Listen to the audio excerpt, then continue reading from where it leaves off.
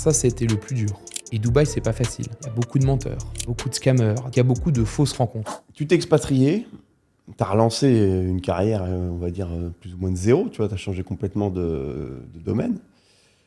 C'est pas un peu difficile de relancer un réseau professionnel de zéro comme ça? Non, alors ça, c'était le plus dur. Alors, il faut savoir que j'avais la chance déjà, j'avais une petite liberté mentale qui était que j'avais toujours des revenus en France. Donc, quand je me suis expatrié, j'avais quand même des revenus en France, ce qui permet un petit peu de voir, de ne pas stresser déjà sur ce point de vue-là, quand je me suis expatrié.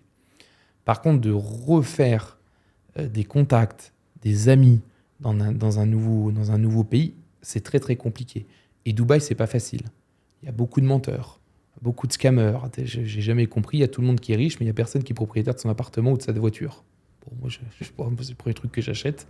Donc, c'est une ville qui est pas facile parce qu'il y a beaucoup de fausses rencontres. Donc, c'est vraiment très très compliqué. La preuve, en Dubaï, en 3 ans, je me suis fait réellement que 3-4 amis. En 3-4 ans, hein. 3-4 amis vraiment proches. Tout le reste, c'est voilà, ça peut être des connaissances et tout, mais je sais que c'est pas vraiment des amis. S'il y a besoin, ils seront jamais là, quoi. Donc c'est pas facile de refaire ces contacts-là. C'est pas non plus facile de refaire des contacts professionnels. Donc voilà, je suis quelqu'un de très ouvert. Je sors beaucoup. Je suis pas quelqu'un qui est renfermé qui reste renfermé chez soi. Je me promène, je vais au restaurant, je peux me faire inviter. Je suis pas quelqu'un de timide. Ça me dérange pas d'être invité dans une soirée, rencontrer plein de gens, tout ça, tout ça. Et ensuite, l'avantage quand on choisit bien ses amis, c'est que le réseau il s'élargit et que c'est ça. Parce que souvent, l'ami de son ami, il y a de grandes chances que ça matche.